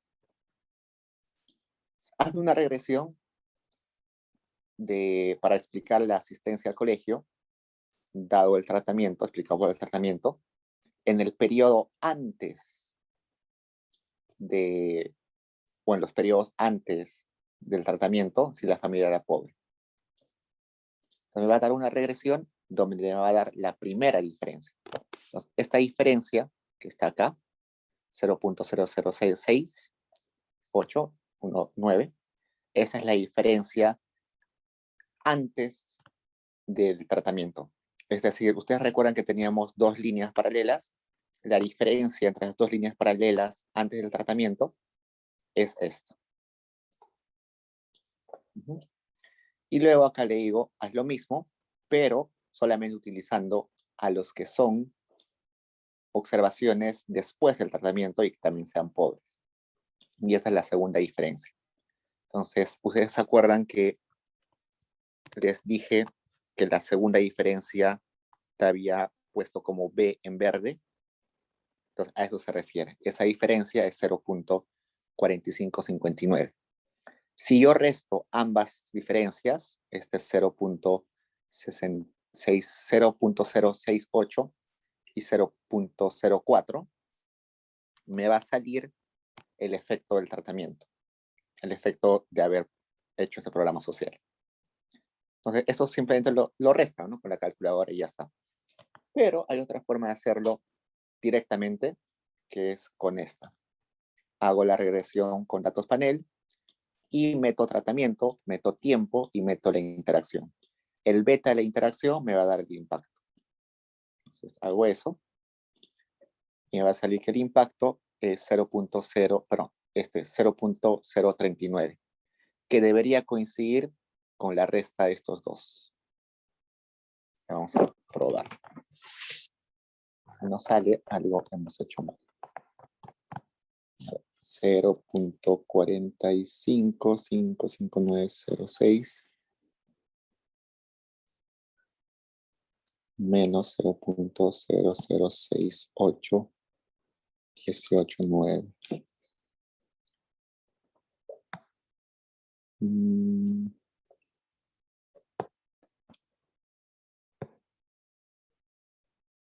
A ver, 0.068, 0.0, acá me falta un 0.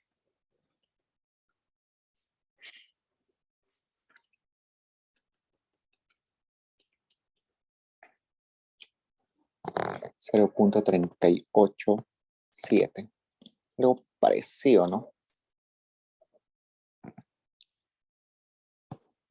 Seguro por los decimales no está saliéndome exacto, pero sí debería salir exacto. Esta interacción debería ser la resta de los demás anteriores. No he utilizado decimales, seguro con los demás decimales sí debería salir exactamente. Entonces, este sería el efecto total, la diferencia en diferencias. Y bueno, tengo que ver si es significativo, ¿no? En este caso, si es significativo, resulta que hay sí hay efecto. Creo que no han visto datos panel. En datos panel hay que fijarnos en esto, que si hay problemas en autocorrelación, porque estamos teniendo observaciones del mismo niño en diferentes periodos. Entonces, si quizás esto no coincide con los demás, puede ser, si no coincide, quizás sea porque hay que corregir alguna cosita acá. Pero en general debe salir muy similar. Y acá, bueno, en la otra regresión lo estoy clusterizando. Quizás con eso sale más preciso. Acá me sale 0.39. No, casi nada, ¿no? Pero las desviaciones estándar han cambiado. Cuando digo clusterizar, es decirle que estos niños pertenecen a una comunidad o un grupo similar. Entonces, estoy considerando que la varianza dentro de ese grupo debe estar correlacionada, ¿no? Estoy corrigiendo. Vayamos al último, nos queda poco tiempo. Regresión discontinua. Se presenta una muestra aleatoria de datos de niños cursando el segundo grado de secundaria, esto es para el Perú. Esta contiene características observables de escuelas resultados de las pruebas de lengua y matemática de la evaluación censal de estudiantes, y su escuela participó en el programa de expansión de horas lectivas en el llamado Jornada Escolar Completa JEC. Entonces, ha habido un grupo de colegios que han sido seleccionados para tener jornada escolar completa. ¿Cómo se asignó esto? Se hizo un indicador. Ese indicador corría, por ejemplo, de 0 a 1. Los que estaban por encima de 0.8, les daban esta jornada escolar completa, y los que no, los que estaban por debajo, no. Entonces, es un punto de corte arbitrario, ¿no? Igualito que en beca 18 se puede aprovechar ese punto de corte. ¿Qué es la jornada escolar completa? Es simplemente que el colegio atiende tanto de día y de tarde. Entonces, los niños van, no sé, de 8 o 9 de la mañana hasta las 1 de la tarde, luego almuerzan y luego continúan con sus clases hasta las 5 de la tarde. El programa comenzó a funcionar en 2015 y se encargó de ampliar en 10 horas la carga horaria semanal para ser dedicadas a reforzar las materias de matemáticas, lengua, inglés y educación para el trabajo. El propósito de la investigación es medir el efecto que tiene aumentar el número de horas lectivas de clases sobre el desempeño de los alumnos mediante esta encuesta censal de estudiantes.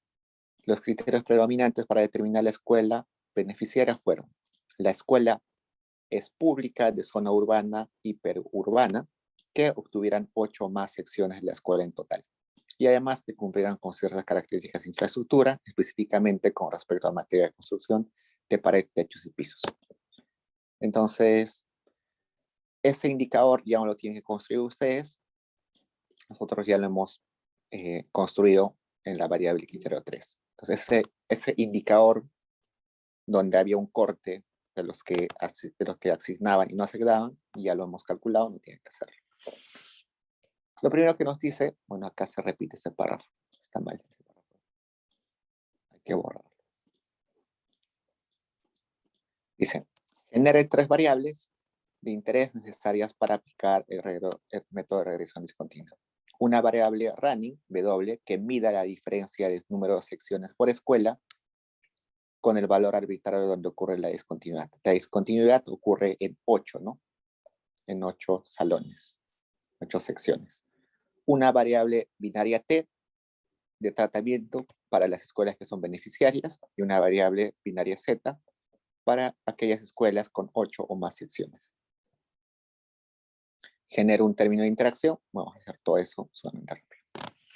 Entonces abrimos eso, esa base de datos. Vamos a chequear qué datos hay ahí. Y acá está. Si el colegio tiene agua o no tiene agua, tiene alumnos por grado, número de aprobados, si tiene computadoras, si tiene desagüe, un montón de cosas. Lo que nos interesa más es esto: el puntaje que tienen los alumnos en lenguaje, en matemáticas, el número total de secciones. Dijimos que si tiene más de 8 secciones puede asistir a se puede tener jornada completa. Entonces, por acá debe estar si tiene eso. Y bueno, el año de observación, ¿no? Que en ese caso hay 2 años de observación, antes y después de tener la jornada completa. Okay, entonces veamos. Para hacer esto necesitamos 2 comandos que usualmente no están instalados. RD, que es el comando para hacer estimaciones, y RD Robust, que es para hacer básicamente gráficos. Entonces instalen ambos, por favor.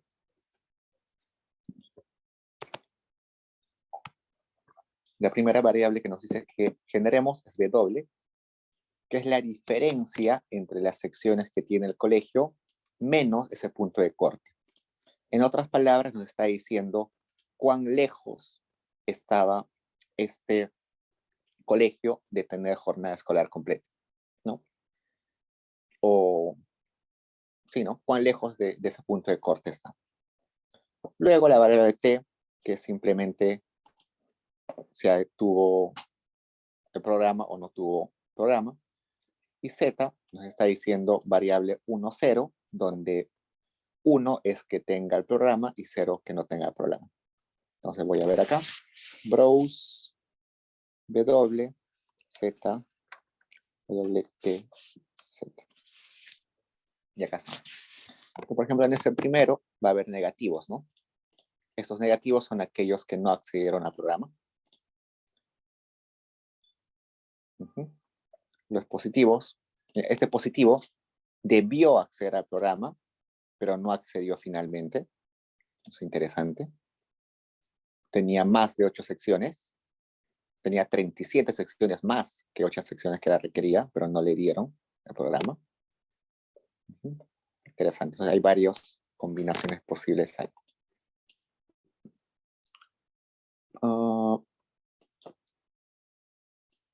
Bueno, le vamos a poner missing. Esto simplemente missing si el colegio no reporta la cantidad de secciones que tiene. Entonces voy a graficar un rplot, que es ese grafiquito de regresiones que les dije hace un rato, entre T y W. T y W me está diciendo si recibió el tratamiento, y esto es la diferencia entre sus secciones con el punto de corte. Entonces acá aparece algo interesante. Acá me está regresionando T, que es la cantidad de T, que es si accedió o no accedió. Entonces la probabilidad acá está de que acceda o no acceda. Y acá, desde 8, ¿no? Bueno, 0 sería como que estarían 8 secciones exactas. Acá 20 secciones adicionales a las 8, 60 adicionales a esas 8 que eran requeridas. Entonces, si hay, esto me está diciendo que esa asignación al tratamiento sí ha funcionado. Los que tienen menor a 8 secciones no están recibiendo el programa social, y los que están por encima de 8 secciones sí han recibido el programa social. Por eso esta diferencia. La probabilidad de acceder al programa ha saltado bastante, de 0.08 seguro hasta 40%. ¿No? Entonces, eso me está diciendo que la asignación del programa, tal como lo habían planteado, sí se ha respetado. Si esto hubiera sido continuo, me estaría diciendo de que el programa tenía su forma de asignar, pero no se cumplió. Ahora me está diciendo que sí se cumplió. Ahora voy a hacer lo mismo, pero con Z y W. ¿Qué es Z? La diferencia entre secciones, y W es, perdón, Z es si accedió, si accedió finalmente al programa. No, perdón, Z es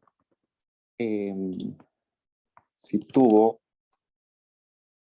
secciones más de 8, y W es si las secciones fueron mayores a... Bueno, esta regresión no tiene mucho sentido, pero bueno.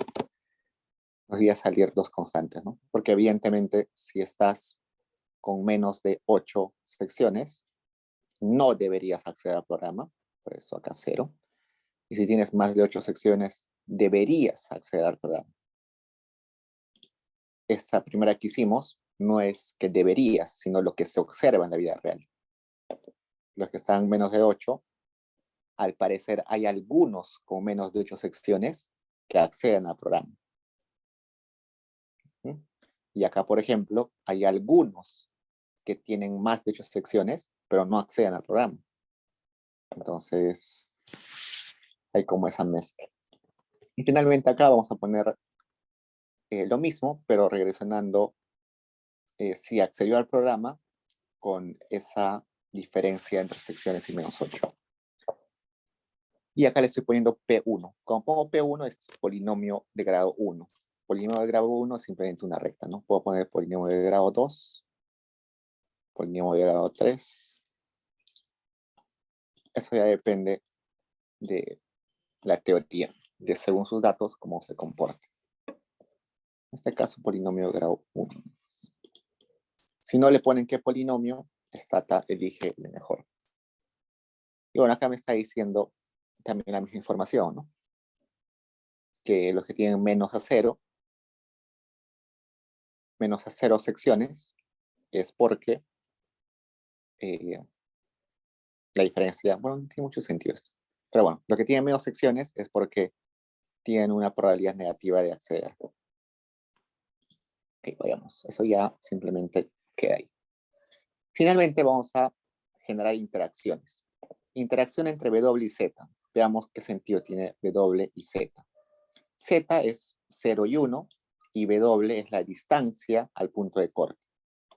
Entonces, solamente cuando voy a hacer interacción, solamente me estoy quedando con los que sí accedieron al programa. Con los que sí tuvieron W y Z. Sí, con los que sí estuvieron por encima de 8 secciones. ¿Por qué? Porque uno de esos toma valor de 0. Al multiplicar por 0, me estoy quedando solamente con los otros. Igual acá, voy a crear una interacción de interacciones. Una interacción de interacciones. De interacción 2. En esto de regresiones discontinuas se crean varias interacciones, en realidad no es muy común. Acá debería ser por interacción o por interacción 2. Listo.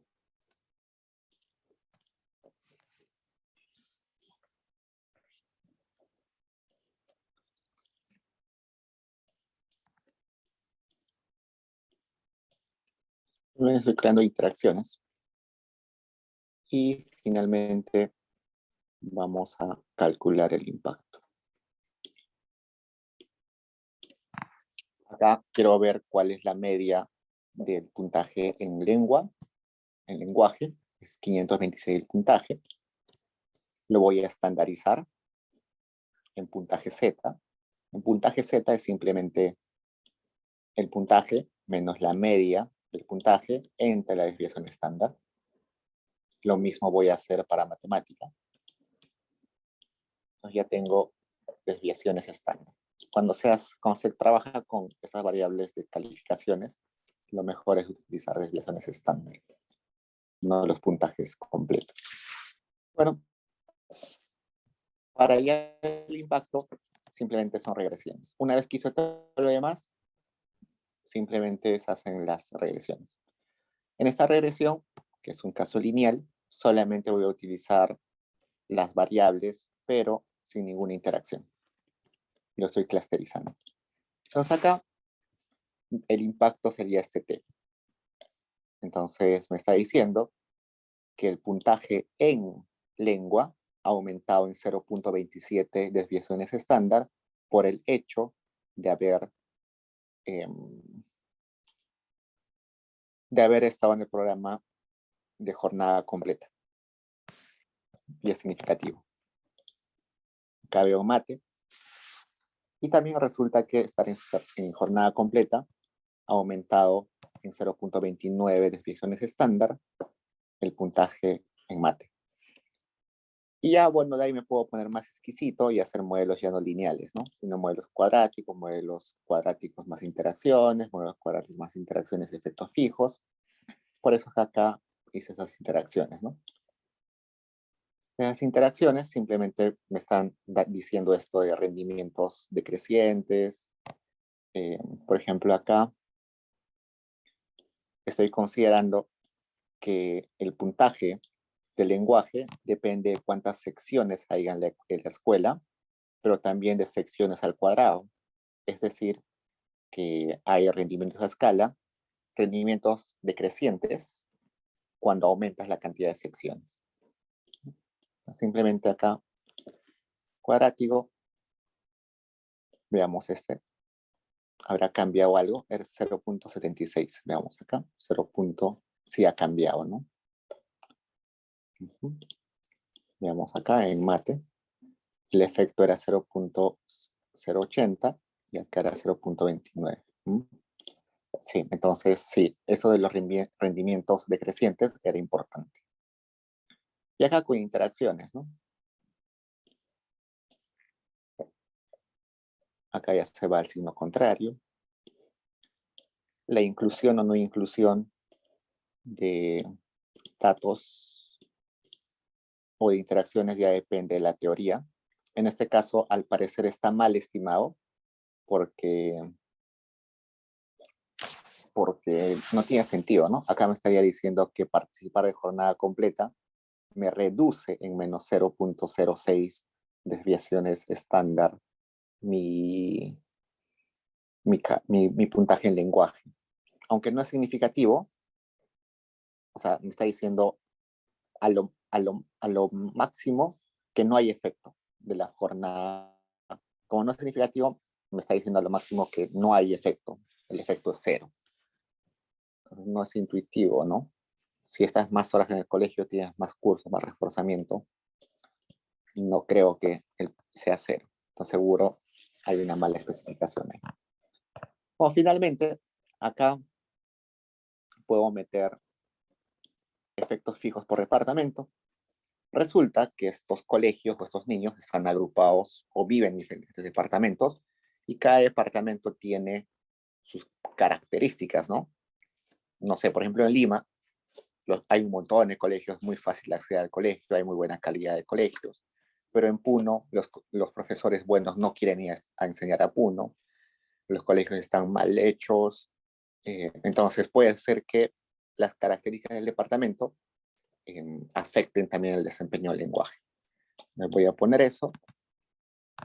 Olvídense de todos estos coeficientes, no nos interesan, pero acá nos está diciendo que hay un efecto de un aumento de 0.10 de desviaciones estándar en el lenguaje. Y acá de 0.11 desviaciones estándar en matemática. Entonces, eso ya es acá significativo al 10% y acá al también 10%. Y es creíble, ¿no? Yo creo que esta última estimación es la más, a la que yo le creería. Preguntas, chicos. Nos hemos pasado 10 minutos.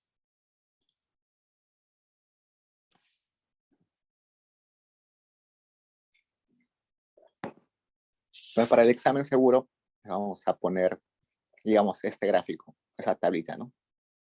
Y decirles, interpreta los resultados, cree que el modelo esté bien especificado. Entonces ustedes dirán, no, intuitivamente parece que no, debe faltar algo. ¿Qué recomendarían ustedes? No sé, aumentar variables de control puede ser, aumentar efectos fijos. Les podemos presentar alguna tabla de la que hemos hecho por ahí. Por ejemplo, no sé, el grafiquito que les pusimos acá.